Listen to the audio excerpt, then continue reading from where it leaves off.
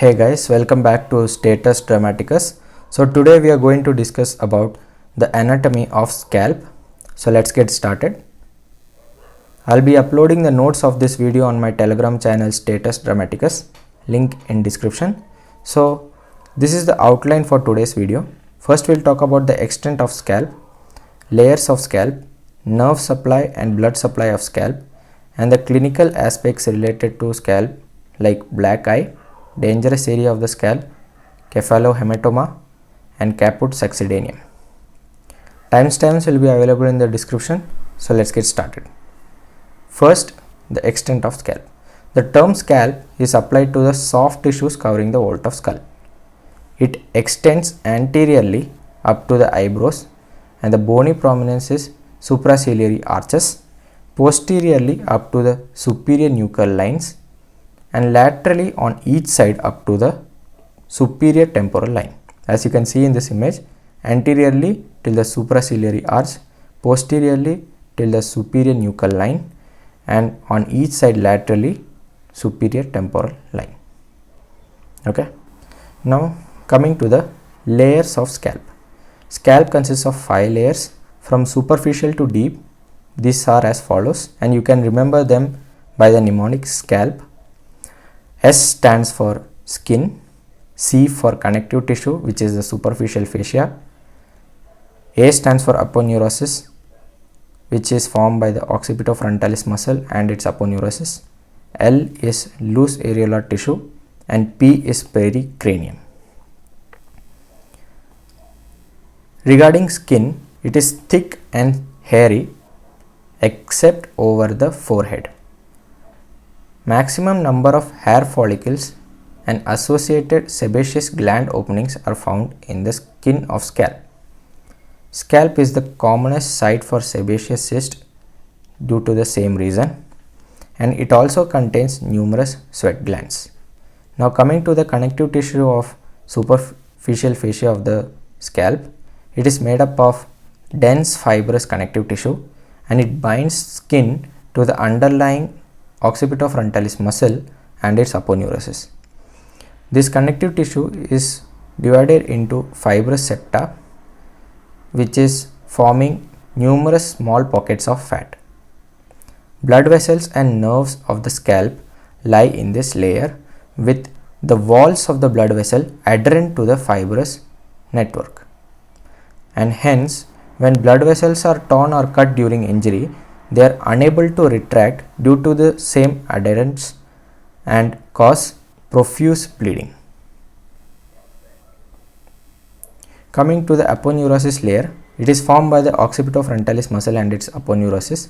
It is also known as epicranial aponeurosis or Galea aponeurotica, and the muscle is consisting of 4 small bellies, 2 frontal bellies and 2 occipital bellies. So that gives the name occipitofrontalis. The aponeurosis is under tension in the anteroposterior direction by the tone of occipitofrontalis muscle. So any injury to the aponeurosis leads to gaping. Okay. Then we have the loose areolar tissue, and this forms a natural plane of cleavage during craniotomy, and this is traversed by emissary veins connecting veins in the second layer of scalp with the intracranial dural venous sinuses. Now the final layer is pericranium.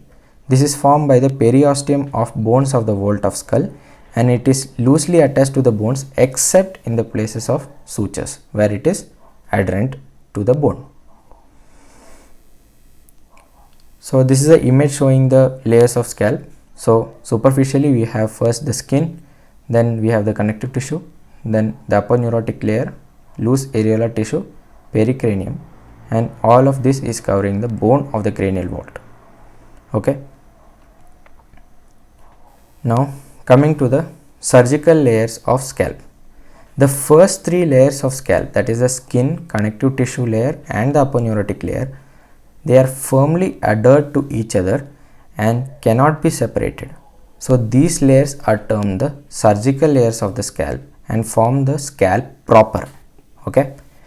The layers of loose areolar tissue beneath the aponeurotic layer accounts for the free mobility of the scalp proper on the underlying bone.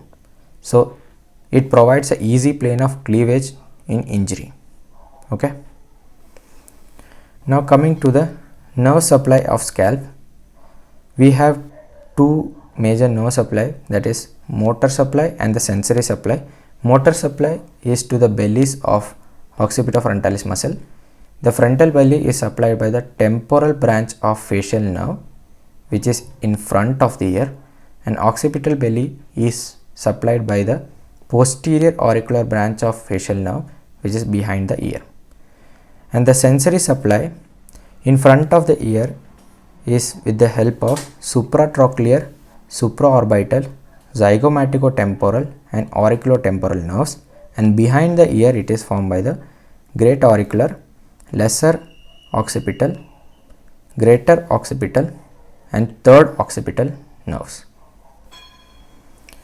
Now coming to the blood supply, the arterial supply is formed by the supratrochlear artery, supraorbital artery, superficial temporal artery in front of the ear and posterior auricular artery and occipital artery behind the ear.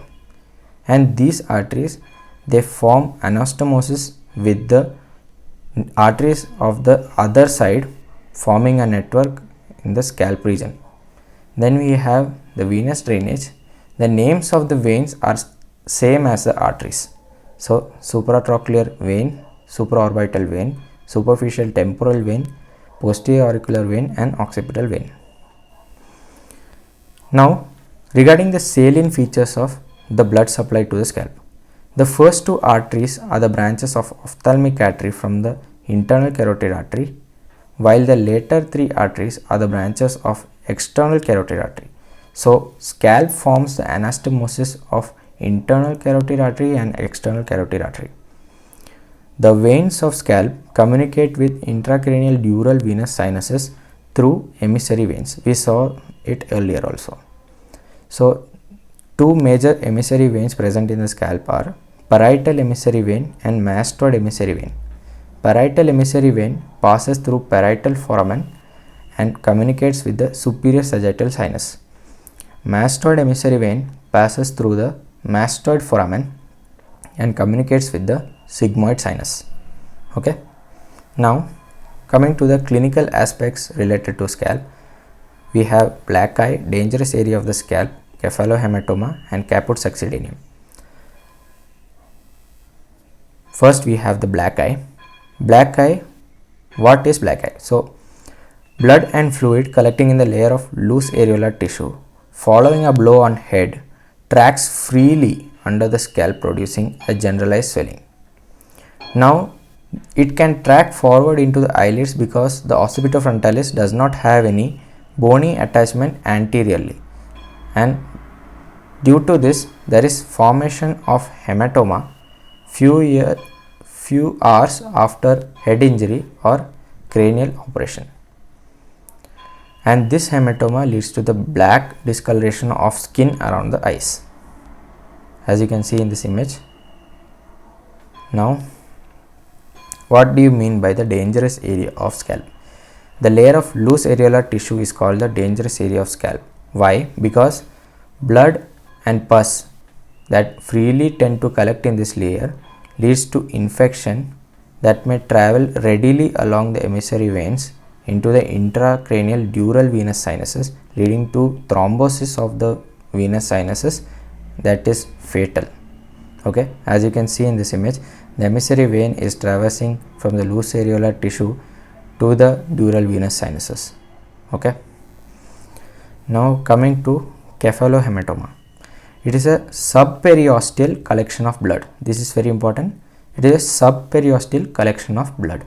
Since the periosteum of skull is loosely covering the bone of skull except at the suture line where it is firmly attached, this hematoma is bound by the suture line and it does not cross the suture line. This is very important.